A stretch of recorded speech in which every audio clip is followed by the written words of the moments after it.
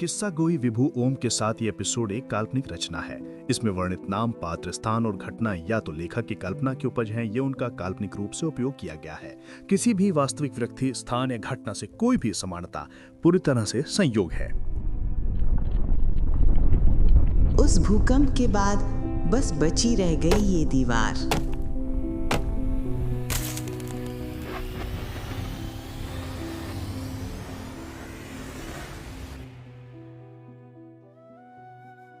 कुछ कहानियां सिर्फ सुनी नहीं जाती, महसूस की जाती हैं। कुछ देर के लिए बाहर के शोर को खो जाने दीजिए और हमारे साथ चलिए किस्सा गोई के अद्भुत संसार में। ये कहानियां आपका ही इंतजार कर रही थी।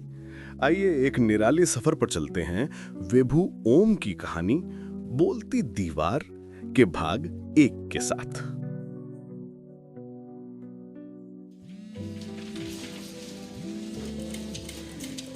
फोन की घरघराहट सांस नहीं लेने दे रही थी। पता है कितने मिस्ड कॉल किए थे दीदी ने? 1 नहीं, 2 नहीं, पूरे के पूरे 8। समझती ही नहीं मैं ऑफिस में बात नहीं कर सकती। मैं भी समझा समझा के थक गई थी। तभी स्क्रीन ब्लिंक हुई। ये मैसेज नहीं बल्कि फेसबुक पर पिक्चर अपलोड होने का नोटिफिकेशन था। दीदी ने मुझे टैग किया था। उसे स्वाइप करने की जगह मेरी उंगलियों ने न जाने क्यों उस पर क्लिक कर दिया। सामने स्क्रीन पर दीदी और प्रियांक की मुस्कुराती हुई तस्वीर थी, पिछले साल की शादी की सालगिरह की। मेरे हमसफर के साथ एक और यादगार साल। वो तस्वीर एक खंजर की तरह मेरे सीने में उतर गई। क्या मुझे दीदी से तकलीफ है? नहीं, बिल्कुल नहीं। वे तो बहुत प्यारी हैं। उन्होंने बचपन से मेरा ख्याल खुद से भी ज्यादा रखा। तो क्या प्रियांक इसका कारण है? नहीं, वो भी नहीं। पर उनकी ये खुशी, यही मुझे काटने को दौड़ती है। शायद उन्हें रत्ती भर भी पता नहीं कि उनकी इस खुशी की कितनी भारी कीमत मैंने चुकाई है। यही अपराध बोध मुझे खाए जा रहा है। और ये अकेला बोझ नहीं था जो मैं ढो रही थी। मेरी पेशेवर जिंदगी भी एक अलग ही लड़ाई बन चुकी थी। जब मैं इस ग्रे स्केल एंटरप्राइज जैसी बड़ी कंपनी में बतौर सॉफ्टवेयर डेवलपर लगी थी, सब कितना बढ़िया था। बॉस तो इतने अच्छे थे कि काम नहीं, एक वेकेशन की तरह लगता था। पर अब तो हर दिन हर घंटे मन में यही प्रश्न उठता है कि क्या मेरी जिंदगी इस ऑफिस की ग्रे दीवारों और एक्सेल शीट के बीच ही पिस कर रह जाएगी? एक डेडलाइन खत्म होती नहीं कि दूसरी 4 राक्षस मुझे खाने को तैयार हो जाते हैं। कभी कभी तो लगता है कि किसी दिन इन डेडलाइंस की बाहों में ही मैं डेड हो जाऊंगी। ये एयर कंडीशनर, स्क्रीन पर ये ग्राफ, सभी कुछ तो खाने को दौड़ता है। इस मॉनिटर के हर पिक्सल में मेरी आत्मा टुकड़े टुकड़े हो रही है। बस अब मेरा वजूद एक एम्प्लॉय नंबर के सिवा कुछ नहीं। Do this, do that, new report, new code. I want to get this done, EOD. Phone पर यह मैसेज पढ़ते से ही मैं चेयर पर धंस गई। अरे ईओडी का मतलब भी इसके पल्ले पड़ता है। एंड ऑफ द डे, दिन खत्म होने तक जाने के समय पर भेज रहा है। इसका तो रोज का ही है। बस अब और नहीं। अंदर से एक चीख निकली। आज से पहले ऐसी रूह कपाने वाली आवाज मैंने सुनी ही न थी। इसे अनसुना करना संभव न था। मुझे अब बस यहाँ से भागना होगा। उसी दीवार के पास कीमत जो भी हो, ज्यादा से ज्यादा क्या होगा, मेरी रूह का एक हिस्सा ही मांग लेगी ना। मैं भाग रही थी और आज मुझे अच्छी तरह पता था कि मेरी मंजिल कहाँ है। मेरे कदम तेज गति से बढ़ते जा रहे थे, मानो उस मनहूस ऑफिस की साई को भी पास फटकने देना नहीं चाहते हों। और फिर वे थम गए। दूर, बहुत दूर, एक सुनसान से इलाके में। यहीं तो उस खंडर हो चुके मंदिर के पास वो थी मेरी दीवार। पर ये क्या, कुछ हुआ क्यों नहीं? वो जानी पहचानी मीठी लहर सी शरीर में दौड़ी क्यों नहीं? पत्थरों के जैसे प्राण ही निकल गए थे, बिल्कुल बेजान। ये गुत्थी भी अधिक देर तक अनसुलझी नहीं रही। जब मैं कुछ पीछे हटी तो दीवार में एक बारीक लकीर दिखी, एकदम बारीक, जैसे कोई दरार हो। पर ये सब हुआ कैसे? इस प्रश्न का तो सवाल ही नहीं उठता।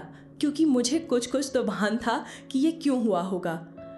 इसकी शुरुआत तो उसी दिन हो गई जब बचपन में दादी ने मुझे बताया था इस दीवार के बारे में। हालांकि सबके लिए तो वो एक कहानी ही थी, पर मुझे भी सच्ची लगती थी। उनकी वो अभिशिप्त दीवार मेरे मन में गहरे उतरती गई और कब मेरी जिंदगी का हिस्सा बन गई कुछ पता ही नहीं चला। उनका कहना था कि सैकड़ों साल पहले एक भूचाल आया था पुराने शहर के इस इलाके में और उसने सब कुछ ढहा दिया। बची रह गई तो ये दीवार। कितना सच था कितना झूठ इसका मुझे तभी पता लगा जब एक दिन मैं जिंदगी से परेशान होकर सुकून और कुछ नए की तलाश में यहाँ इस जगह आ पहुंची। मन में दादी का अभिशप्त दीवार वाक्य गूंज रहा था और पैर आगे बढ़कर इसे छूने को कुलबुला रहे थे। तभी हिम्मत करके मैंने एक पत्थर उठाकर इसके ऊपर फेंका। एक टंग करके आवाज आई जो रुकने का नाम ही नहीं ले रही थी। कुछ ही देर में वो इतनी तीखी हो गई कि मुझे दर्द के कारण कान बंद करने पड़े। मुझे समझ आ रहा था कि ये दीवार जैसी दिखती है वैसी है नहीं, और कुछ ही क्षणों में संशय निश्चय में बदल गया जब दीवार में एक काला निशान उभर कर आया। उसमें से कुछ रोशनी जैसा आ रहा था। आगे बढ़कर मैंने काले निशान को हल्के से हाथ लगाया, जिसके साथ ही ज़र्र करके दीवार में एक सनसनाहट सी दौड़ने लगी। मेरे शरीर में भी एक मीठी लहर उठने लगी और तब कानों में एक साफ आवाज पड़ी। कोई है क्या? क्या उस आवाज को मैं कभी भूल सकती हूँ? आज तो उसकी आवाज सुनने को खूब जी चाहता है, पर उस दिन तो जो मैं उल्टे पांव भागी कि सीधे घर आकर ही दम लिया। दरवाजे को बंद करके शायद मैं अपने पेट बॉक्सर से भी तेज गति से हाँफ रही थी। बस तभी निश्चय कर लिया कि अब उधर कभी नहीं जाऊंगी। ऐसा लगा दादी मुझे बेतरह डांट लगा रही है, पर क्या मुझ पर उस डांट का कोई असर पड़ा? अरे नहीं, पड़ता भी कैसे। मैं दोपहर या शाम का भी इंतजार नहीं कर सकी। अगली सुबह ही मैंने खुद को उस दीवार के पास सहमी खड़ी पाया। हमेशा की यही कहानी है। ये जो जिज्ञासा है ना, वही मेरी गले की हड्डी बन जाती है। और मजे की बात थी कि ये मैं ही थी जिसने उस व्यक्ति के हेलो बोलने के पहले ही ऊंची आवाज में चिल्लाना शुरू कर दिया, कोई है? कुछ देर तक कोई उत्तर ना आया। मैं फिर से चीखी, तुम कौन हो? अभी भी सन्नाटा ही था। आधे घंटे से भी अधिक बीत गया पर कुछ भी नहीं। मेरी बस हो गई थी। अब न माथा ठूका और सर नीचा कर वापस जाने के लिए मुड़ी कि तभी आवाज सुनाई दी, एकदम शांत, स्थिर और समय से परे। हेलो, मैं अमर हूं।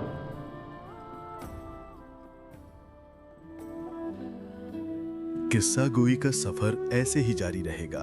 अगले एपिसोड में हम आपको ले चलेंगे एक ऐसी दुनिया में जहां एक रहस्यमयी आवाज निशा की जिंदगी में दस्तक देती है। क्या वो दोस्त है या कोई अनजाना खतरा?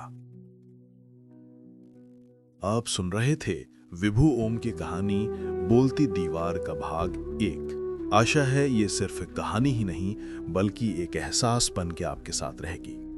अगर आप ऐसे ही और कहानियों का आनंद लेना चाहते हैं तो विभु ओम की किताब बोलती दीवार और 9 अद्भुत कहानियां आपकी बात हो रही है। ये ई बुक और प्रिंट में ऑनलाइन उपलब्ध है। और हाँ, इस मजेदार सफर में हमारे हमसफर बने रहिएगा। किस्सा गोई विभु ओम के साथ को अपने पसंदीदा पॉडकास्ट प्लेटफॉर्म पर फॉलो और सब्सक्राइब करना भूलिएगा नहीं। जल्द ही मुलाकात होती है।